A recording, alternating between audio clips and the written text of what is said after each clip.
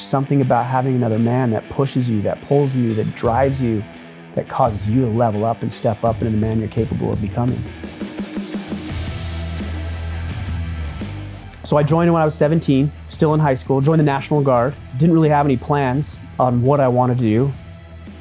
Wanted to be a warrior and a contributor to society. I had to take responsibility for myself and for other people I didn't even know. And that translates perfectly into running a business, leading a family, coaching a sports team. And so you started Order of Man. Can you explain why that became so evident to you as important? You know, I think about what life would have been like had I had a father. And I think what it comes down to is a level of confidence. Now, some people will say, do you wish you had a father in my life? I would say no, because I don't think I'd be the same man that I am today if I didn't have that. I don't think I would have gone on a quest to solve my own problems as a man, which in turn has literally helped millions of people across the planet. And we don't think about how fragile life is. And we don't think about how powerful we are. I mean, we really are. You know, I don't want to be mediocre. I don't want to be average. I don't want people to not know who I am. A lot of people say that's narcissistic or selfish. Maybe it is.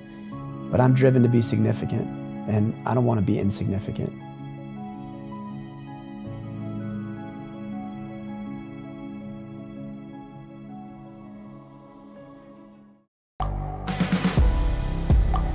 The world is changing. Inspiration is everywhere. It has never been so easy to connect, share, and bring people together. We're learning from others and finding the best in ourselves. Challenging our beliefs. Sharing our vulnerability. Overcoming our fears. Transforming ourselves so we can transform the world. How far can we go? This is London Real. I am Brian Rose. My guest today is...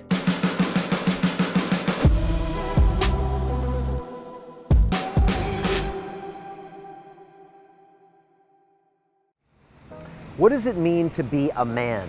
This is a common question we're hearing about today, and we also hear a term called toxic masculinity quite a lot. What does that mean? Is that loaded in itself? Well, these are some of the things I sat down and spoke to Ryan Michler about, and he has a podcast and a movement called the Order of Man. And he used to be someone who was unhappy in life and unhappy in his marriage until he discovered that he had to go into his masculinity. And he says the job of a man is to protect, to provide, and to preside. And by doing those things, you can empower everyone around you. And it was great to sit down and talk to him about these concepts like the patriarchy that a lot of people consider to be something bad. I think it's important that we embrace the good parts of masculinity and that us men be proud of being men, and we make sure that we actually show up and be real men every single day and not be boys in the disguise of men. This is powerful stuff. It might offend some, but I think it's important to have these discussions, and I'm curious what you think as you enjoy this episode with Ryan Michler. This is London Real. I am Brian Rose. My guest today is Ryan Michler, the American author, broadcaster, combat veteran, and founder of the Order of Man. Your mission is to help men grow fully into their roles as protectors and providers for themselves, their families, and their communities. Your book, Sovereignty, calls on men to fulfill their masculine potential with your 13 sovereign virtues. And your Order of Man podcast features leading influencers like Jocko Willink, Ryan Holiday, David Goggins, and me too. Yes. Ryan, welcome to London. Glad to be here. Dude, man, great to have you here, man. It's been a long, we were talking before we started recording. I think I was introduced to London Real probably about 3 years ago. Yeah. And I remember seeing the studio. And so to be sitting in here and having a conversation with you is really cool. It's really super humbling. Cool, man. And you had me on your show maybe 2 years ago, right? Or I don't know if it was even that long ago. 18 months, yeah, maybe. Somewhere in there, but yeah. And you know, it's interesting because I know we both teach broadcasting to students, and I get a lot of people that reach out to me, and I say a lot of no's. But when you reached out to me, I looked at what you did and I saw your background and I said, yes, And that's why I always tell my podcasting students, if you have a mission and intention and a real purpose, it doesn't necessarily matter how many views you have or all this other stuff. And I didn't check your views. I just looked at you and I was like, this is a guy who's serious about what he's doing. He's obviously been doing it for a while. I looked at your background, your service background, and like I said, you had a mission and intention, and that's why I said yes. And well, so I always think tell my students that too. You know? Yeah, well, I think that, but I also think somebody who's willing to make a stand for something. I was talking with my wife as we were walking around London. You know, a lot of the things I share aren't always the most popular things. Yeah. But that's important. And you know you're hitting stride when you hear a bunch of people who say, thank you for saying what I've been thinking for 20 years. Thank you for having the courage to make that stand. Well, they say great art divides. Yes. And one of my guests, Grant Cardone, says criticism is a sign of success. You know, and if you're not saying anything, then you're always going to have this lukewarm reaction for everybody out there. But if you stand for something, you're going to get people that disagree, but you're also going to be you, and you're going to find a tribe of people that do agree, depending on what you have to say. And I guess you found that. I think I've found it. I don't even like saying found it as much as maybe created it, discovered it, something a little bit more assertive, I think, than found it. Yeah. Because it's always there. It's always there. Right? But I feel like if you say you found it, you tripped over it. But I've been connected to it and then articulated it and then refined it, and now you're about it. And continuing to redefine and articulate it and massage it, and really what resonates with me as I evolve as a man, and I have, a lot of my thoughts have not necessarily changed, but crystallized. And then knowing what resonates with the guys who want to be inspired and want to be led and who want to do the leading. It's important for me to hear their voice as well. Yeah. So I don't know where to start off, but I wanted to start with a quote from you, and it goes like this: "We've gone away from being strong, rugged, independent, and tough to a collection of wimpy, dependent whiners. Something has got to be done." Now that's one of the things I just jumped in with there. But you know, we hear this term toxic masculinity thrown around a lot these days. And like, I don't know where to start with you, but with that quote and that term, maybe we can get into some of the things that you talk about. Yeah. I haven't really had a proper discussion about that here. I've spoken with Dr. Jordan Peterson. I spoke to Elliot Hulse. So we touched on a lot of issues. But how do you start this conversation with people, especially people that maybe haven't been following you or that don't know that there's this conversation out there? Right. How do you start talking about some things that matter to you and kind of your purpose and your mission and order of man? I actually talk a lot about myself 10 years ago. 10 years ago, I was more the latter of that quote. Okay. I was that guy. Who were you? I was lost. I really was. I was lost. I grew up without a permanent father figure in my life. I had a couple of stepfathers come into my life who weren't great examples looking back on what it meant to be a man. You know, I think about my childhood, and I remember my friends, they would go on hunts with their dads, and they'd be playing catch in the yard with their dads, and I didn't have that. But I didn't feel bad as a kid. I really didn't, because you don't know, right? You don't know, you don't have anything to compare it to. So my life was just my life. It wasn't like I felt like I was missing out. I did a lot, and I'm sure we'll get into some of these things that I've been able to do, but I got married, and I was lost as a husband. You know, I didn't know how a man showed up for his family. How did you know that? Because the results weren't there. You know, there wasn't love. There wasn't a whole lot of respect in our relationship. My wife's here, you know, right now. There wasn't a whole lot of respect mutually between her and I. At times I feel bad about even saying this, but I didn't really even want to, you know, be at home. You know, I wanted to be out pursuing work and doing the things that I thought I was supposed to be doing. I had a 1-year-old son at the time, and I didn't know how to father him. And I felt like, you know, at times more of a nuisance. I always loved him, but more of a nuisance really than my son. I mean, I think about who I was then. I feel bad about even saying it. There was a time where my wife and I got into an argument. We were supposed to go on a trip, and we couldn't. It started snowing or something, and we came home and we got into an argument. And long story short, I looked her straight in the eye and said, "I don't even want to be married to you anymore." And she said, "I don't either." And the next morning, she left. And so her and I went through this separation, and I really struggled. I remember sitting in my 1-year-old son's room at the time, empty, crib, couple pictures on the wall of him, looking at the picture of him crying, saying, I'm going to find a way to get you back in my life. And through a lot of work and a lot of conversation and a lot of self-discovery on my own part, and you know what? She would say the same thing about herself. So I don't want to excuse any of the things that she had to work on, because a lot of guys will say that, well, it takes two to tango. Yes, it does. But I could only work on myself. I couldn't do anything about her. And that's actually what I tried to do, is I tried to control her, manipulate her. If I thought, if only I could get her to change, then everything would be fine. You know, if she was appreciative and supportive and did the things that a quote unquote good wife should do, then we wouldn't have these issues. And it wasn't until I actually came to the conclusion, I remember the road I was on, the cross street I was on, where I thought to myself, this marriage is over. And simultaneously, I remember thinking, well, if this marriage is over, then I just want to become the best catch for the next woman to come into my life. And that's where things started clicking for me, is I began to work on myself. I began to fix the business that I had, which was a financial planning firm. You and I have talked about that a little bit in the past. I got back into shape, started to get the finances in order, started to focus on me, which a lot of guys don't do. You know, I look at guys driving down the road to work and I assume they're miserable, because I can see in their eyes they're miserable. They're driving to a job that they hate, to sit in a cubicle or box for 8, 9, 10 hours a day, to get home, you know, to feel annoyed or put out that they have to do anything with their wife or kids, eat dinner, maybe watch some TV for a couple hours, go to bed, sleep an insufficient amount of sleep, and then get up and do the same thing over and over and over again. And these guys are just running through this cycle. I know what it feels like, because that was me. And when I started to work on myself, I was able to remedy and fix a lot of that. I feel like over the past, it's been almost 11 years now since my wife and I went through our separation. I'm a significantly better husband, significantly better father, but that all stemmed from learning to take care of myself. Okay, but this is a book about masculinity, not a self-help book. True. So how did that become part of your journey, where you were like, okay, I'm finding these things to be either resonating with you or making you a better person? Well, I feel like it's a man's job to be the protector, to be the provider, and not just financially, there's other provisions as well, and the presider, the leader. And I feel like we've stepped away from a lot of that as men. I feel like we as a society have generally said that men aren't needed, that they aren't respected.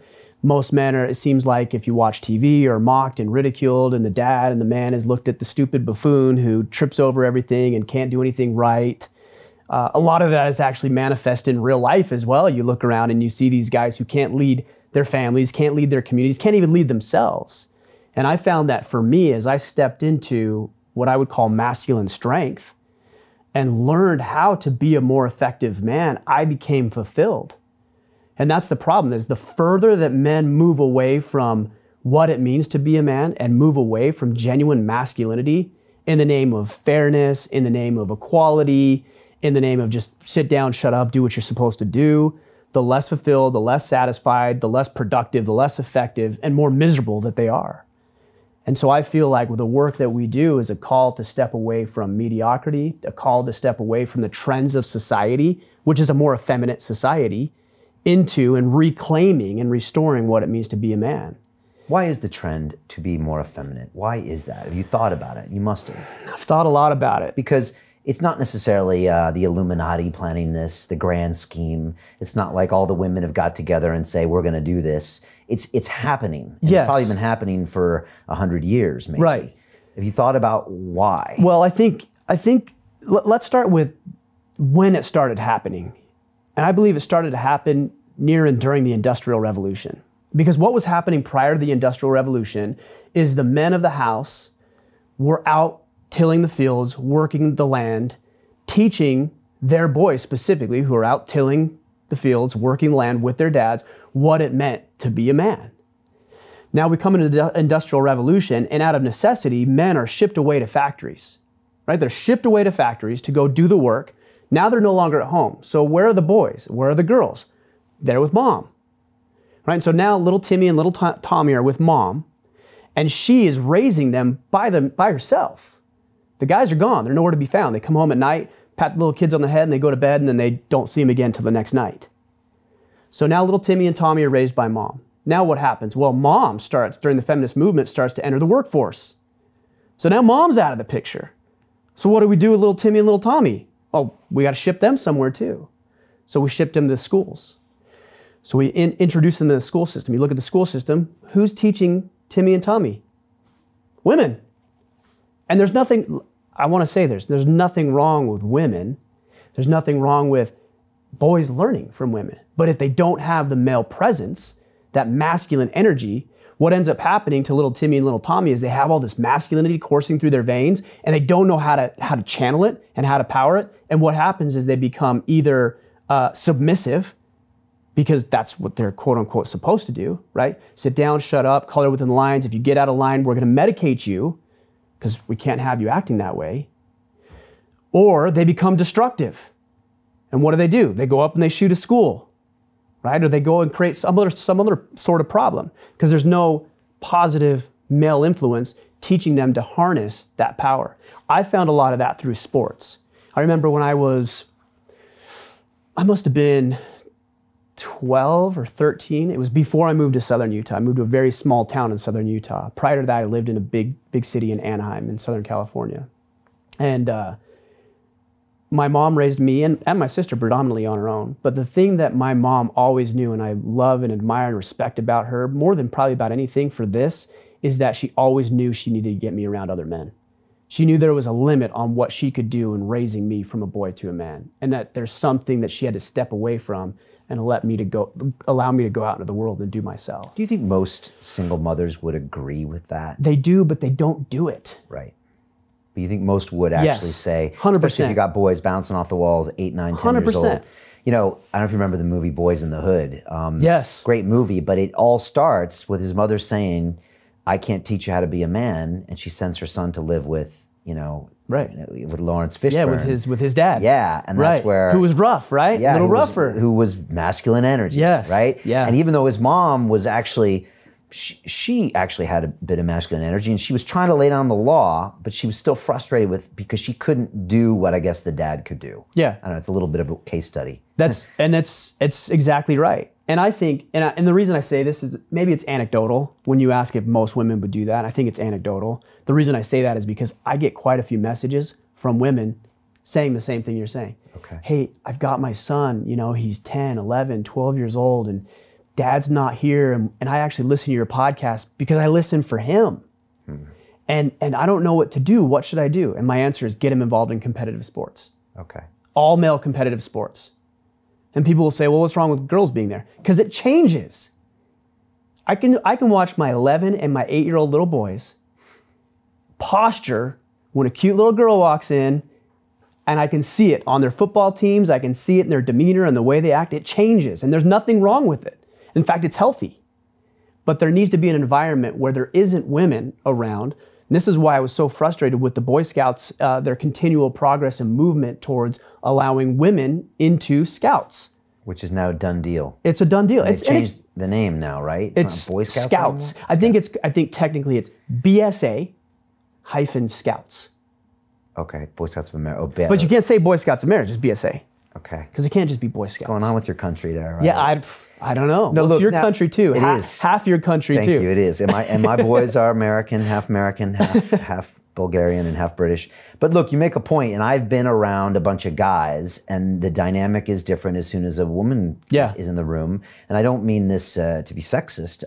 And again, you can have guys that would be like, all right, I'm not posturing, and I'm already married, and I don't care. But it still changes the dynamic. I mean, somehow. get real, yeah, of course. And when I went to MIT, I lived in a fraternity house with 50 guys from 18 to 22, and they were some of the best times of my life. And I learned so much about, I used to say, Ryan, about life, but it was about being a man. Because like within 6 months, I did something wrong. I said something out of line, and one of the guys pulled me aside and said, don't you ever do that again. And that was one of the first like guy talks I had. And I was like, oh, this is how you behave as a man. You don't gossip, you don't do this stuff. And like I got a code in that house that probably did me well. some would also argue I got some bad habits being in the fraternity house. Maybe. So we might want to talk about some of that stuff too. But Yeah. let's finish on this. So, okay, the kids are going to school, learning from women. Are there more of this thesis of the Industrial Revolution? Is there more that happens there? Yeah, so now they're raised by women. They're told to behave and act like women. Men are out of the picture either because they're at work, and that's best case scenario. They're at work, but they're still engaged as a father, or they're not even present. Now is you more have of that. Yes. And it's interesting. We both had Jocko Willink on the show, and Jocko writes children's books. Right. And in all of his children's books, the father's not there.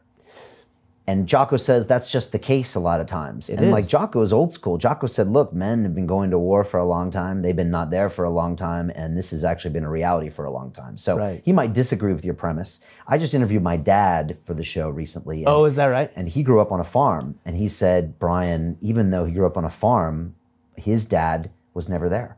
Because he got up at 4 a.m. and he came home in the middle of the, very late at night, and he worked all the time. So he said he was actually raised by his mom. Now, he got to see his dad. Sure. So maybe there was an influence. Yeah, definitely. Definitely. And I'm not going to say that's 100% of the time the way that works out, but I think predominantly that's what ends up happening. Okay, so anything more on this scenario of the Industrial Revolution, or is that kind of how it is? The boys, that's how they it don't is. have releases. They have competitive sports, male If they only. get involved. If they get involved, which is 20% of the kids at school, or 10. Maybe. That's a good. I avoided them until my junior year in high school, where I did wrestling. But other than that, I avoided them. I was a science geek, and these days you can get through high school without competitive sports, right? You can. I don't know that it's.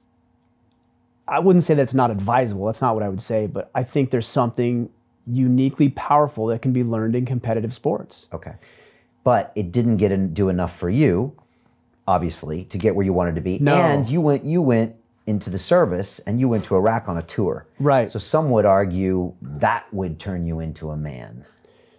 Yeah, and I don't think there's a moment where you become a man. I mean, a lot of cultures throughout history have looked at it, and they've looked at rites of passages and rituals. You even look at your college days with your fraternity, I assume. You get a lot of the rituals. You get, I wouldn't say hazing, maybe hazing. You got hazed. You got hazed, right? Initiated, and That stuff's important. And society would say, oh, can't, heaven forbid, we make anybody feel bad, but it straightened you out in a way, right? Because you got positive. You got lined out Yeah. by another man who you admired, respected, and looked up to. Because if you didn't, you would have blown him off when he said, "Don't you ever do that again." Yeah, I would have been thrown out.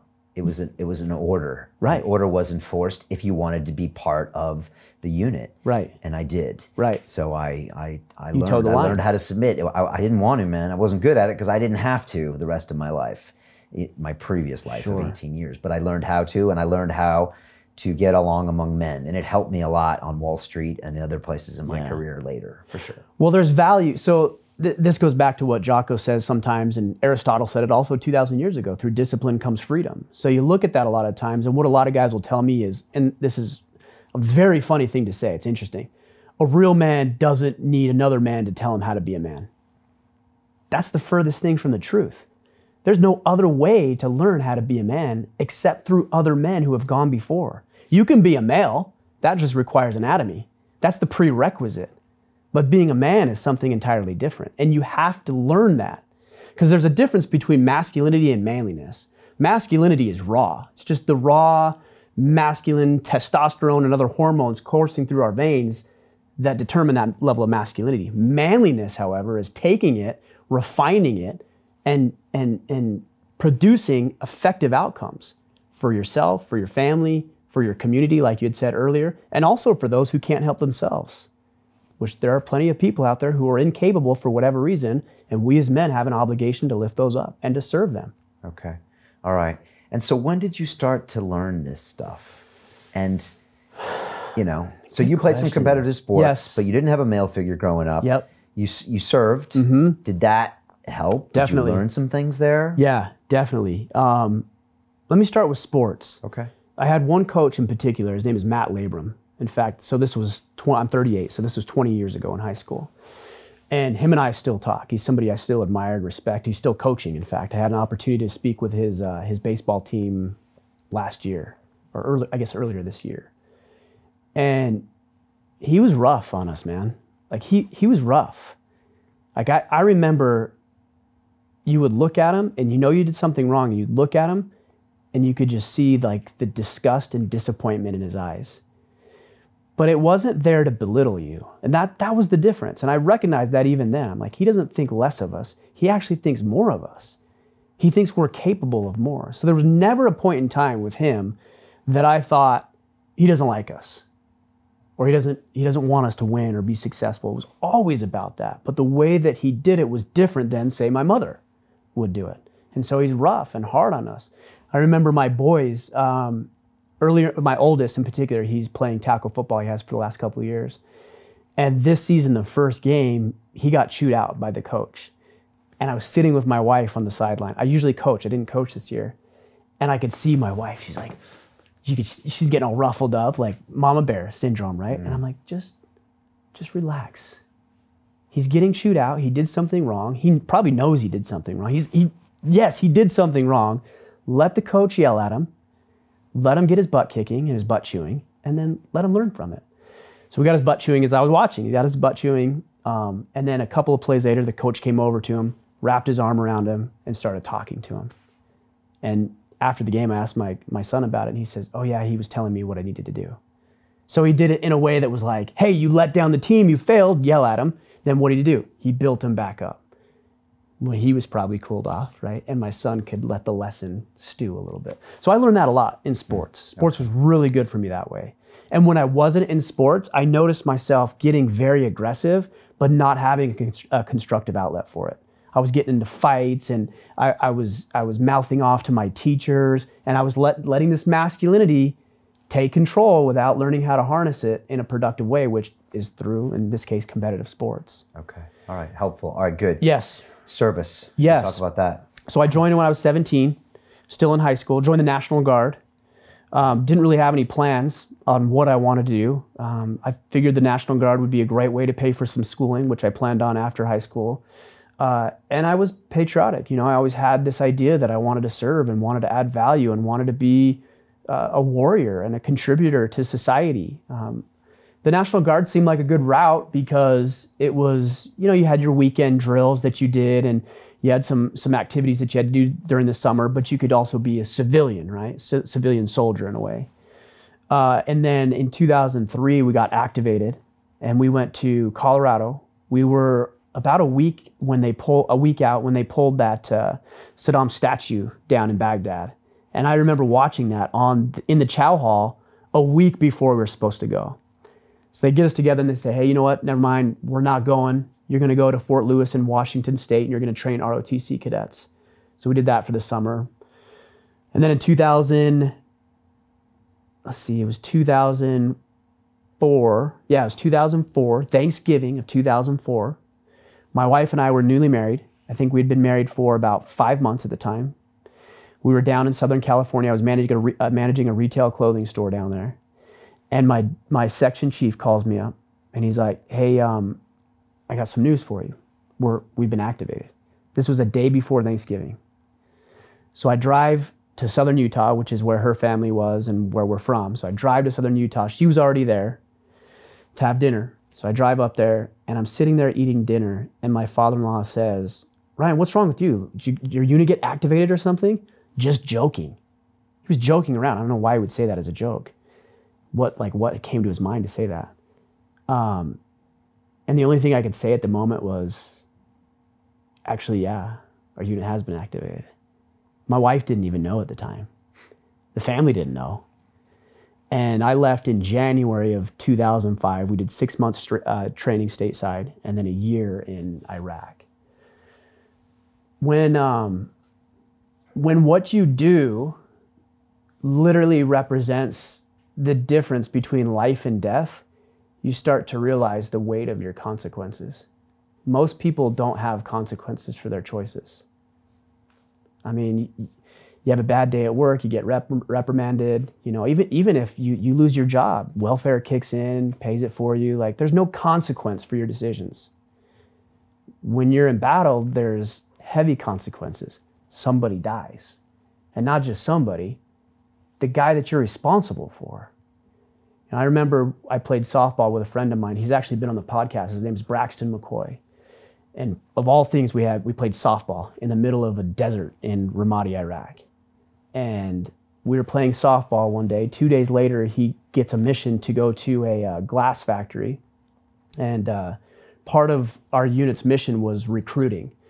So responsible for recruiting civilian Iraqis to their security and police force.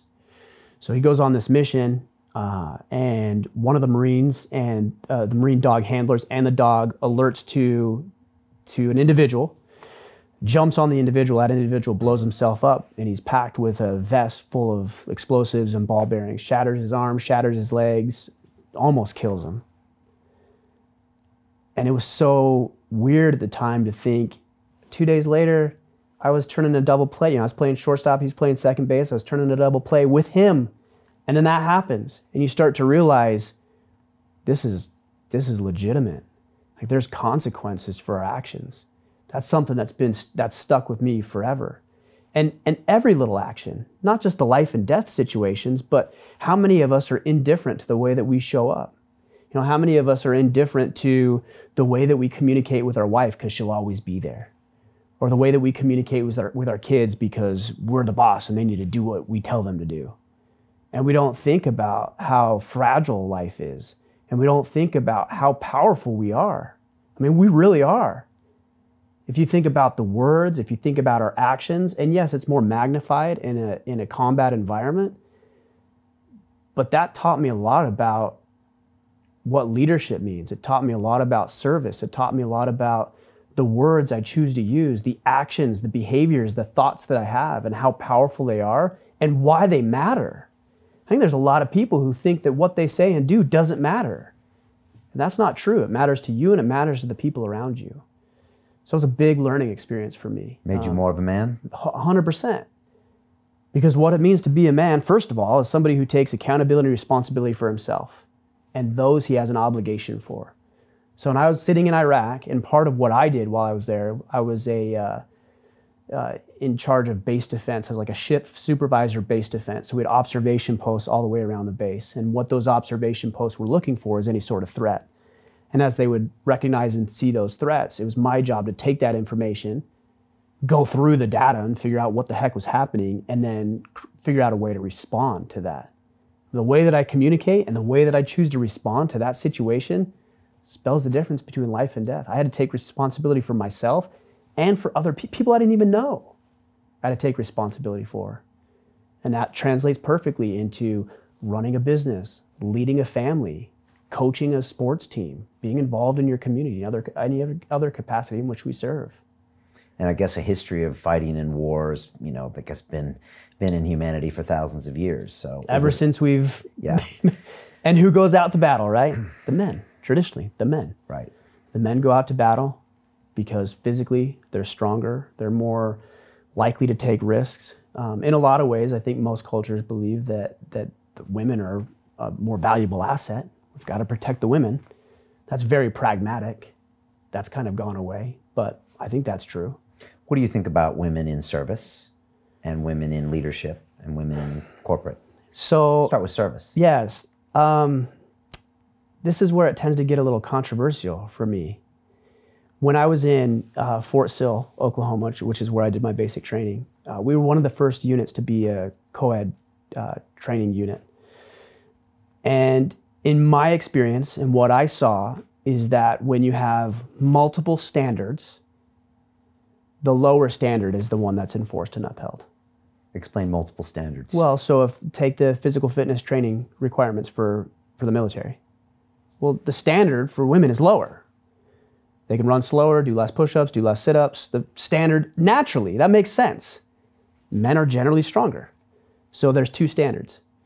So if there's no man left behind and I will never leave a fallen comrade, well, whose standard do we go off of? Well, we can't leave the women behind, so that's an inferior standard. So people will hear me say that and think, oh, well, that's sexist. You think less of women. No, it's the facts. You take the average man and you take the average woman. The average man is bigger, stronger, faster, etc. That's the way it is, whether you like it or not.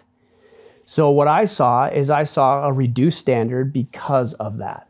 Now, are there women who are capable of hanging with the men? Absolutely. And if we're going to go by that standard, then it should be a uniform standard. And the Army is working to unify, and the military in general, to unify the standard. But what happens when you try to unify or merge the standards? Does the lower standard come up, or does this one come down? Well, this one comes down. The higher standard comes down. Okay. So physically, that's true.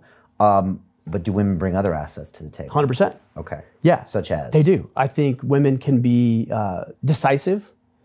Well, let me say it this way.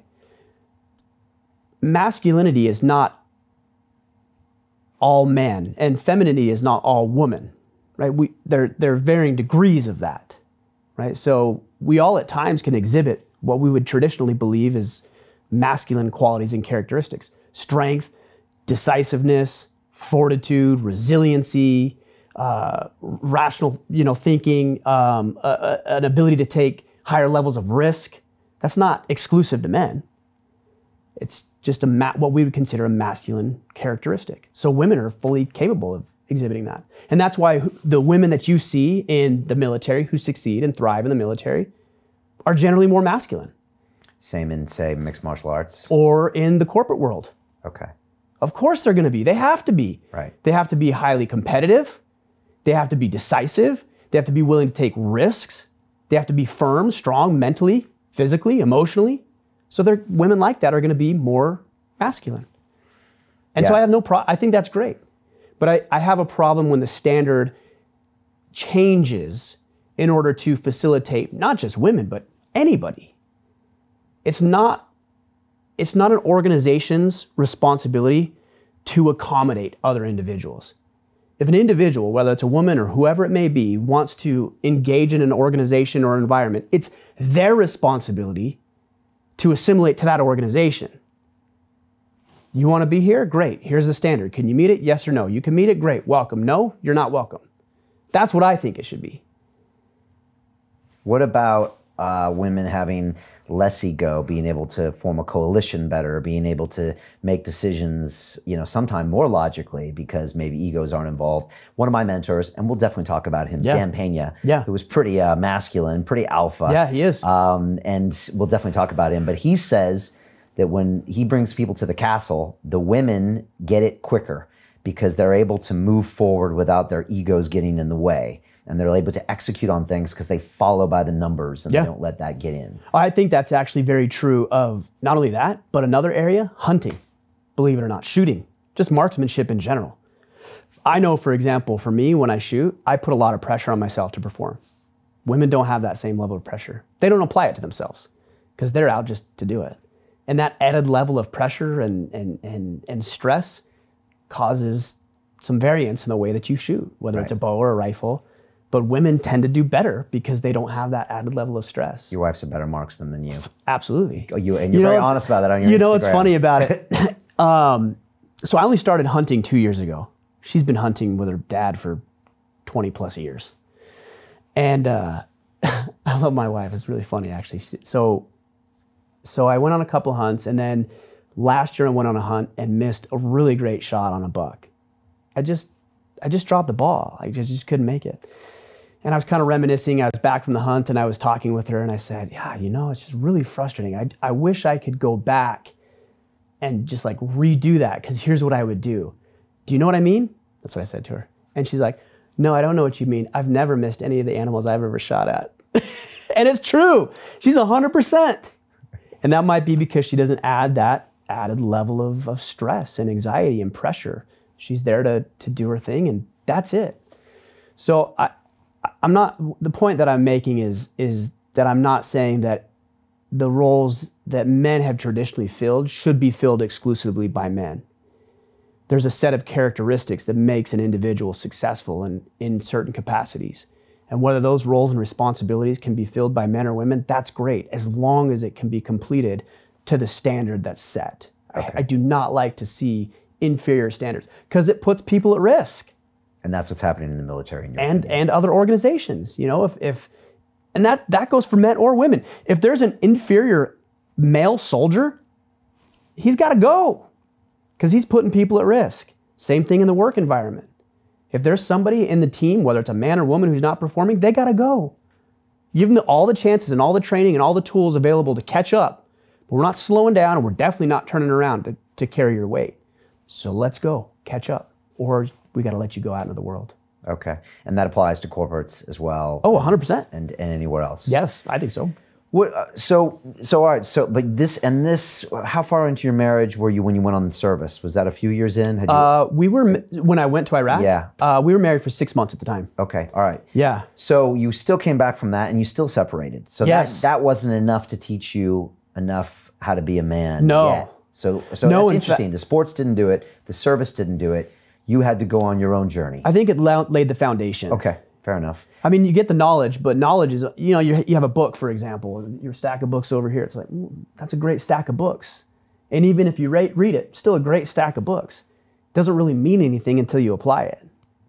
So I learned a lot of this. I observed a lot of this, but I felt like there was a bridge between what I knew and what I did. So when I started Order of Man in 2015, my goal has always been, and I've told the guys, to bridge the gap between what we know and what we do. And that gap, I call that the integrity gap. And we all have it. Some small integrity gap. Some have a large integrity gap. I have an integrity gap. You have an integrity gap. I'm constantly trying to fill it. So are you. I know that of you. Right? And most men who listen to this, most women who listen to both of us are trying to do that. Live up to what they know they should do. Right. Because make those decisions, be that person they know they should be. Because if all it was knowledge, we'd all be independently wealthy. We'd all have chiseled six-pack abs. We'd be the greatest father, or husband, or wife, or whoever we were trying to become, and we would succeed and thrive in every single area of life because we're not at a lack of information. You've got your tablet in front of you. You can access whatever you want on a moment's notice. It's not the information. It's the application of that information. And whoever can apply it the fastest, quickest, and most efficiently will win. And so you started Order of Man. And so you went on your own journey, and then you found yourself going into this masculinity more and going into, maybe I need to connect with being a man. Yes. And again, I said this is a book, I'm just roughly using that term, masculinity. It's not a self-help book. So there's Tony Robbins over here, which is I'm going to show everybody how to become better. Right. And you're like, I'm going to focus on connecting with my manhood and who I am as a man. Right. Maybe can you explain why that became so evident to you as important? And then why? That's what I wanted. That's what you wanted. Mm-hmm. Personally. Okay. I wanted to solve my own problems. But Ryan's problems, or also Ryan's problems as a man? As a man. Okay, that because kept coming up. I thought they were problems, and I believe that they are problems as a man, not just an individual. Because you weren't properly raised as a man, so you're raising yourself as a man. I didn't feel like I was. Okay, all right. I was raised to be a good human being. Right. My mom did a wonderful job. She's a loving woman. I never had to worry about food on the table or a roof over my head or paying for sports or going on field trips. I never had to worry about any of that. Never had to worry about, am I loved or does somebody care about me? Never. It was never a thing of mine. I mean, we weren't broke. Looking back on it now, I think we were not as well off as I thought we were. She didn't lead on to a whole lot of that. But, I think about what life would have been like had I had a father. And I think what it comes down to is a level of confidence. I think I would have had a lot more confidence about who I was if I would have had a father in my life. Now, some people say, do you wish you had a father in my life? I would say no, because I don't think I'd be the same man that I am today if I didn't have that. I don't think I would have gone on a quest to solve my own problems as a man, which in turn has literally helped millions of people across the planet. Right. Men become the men they're capable of becoming. Okay, and so what are some of the things you learned, and what are some of the things that you teach to men? Yeah, so, man, where do we start with what I've learned about being a man? Well, first of all, let me say it this way. A man's job is to be a protector, provider, and a presider. I think everybody generally and universally agrees with the protector part. That's not one people push back on a lot. Physically protecting? Yes. Okay. Kids, even when I'm walking around in a new environment with my wife, it's my job to make sure we get from point A to point B safely. It's not her job. And when shit hits the fan, nobody's going to look to the woman about it. Who are they going to look to? The man. And am I going to be the kind of guy that cowers in the corner and runs from that adversity because I'm scared? Or am I going to be the guy who maybe is scared but has trained himself and made himself capable of protecting himself and others. That's the kind of guy I want to be. Those are the kind of men that I aspire to be like. That's why I got into martial arts. Now, jiu-jitsu is not the end-all, save-all. I'm not saying that. But it's certainly a step in the right direction. It's certainly moving away from being dependent to being self-reliant. What percentage of men do you think are ready to protect right now? To continue watching the rest of the episode for free, visit our website londonreal.tv or click the link in the description below.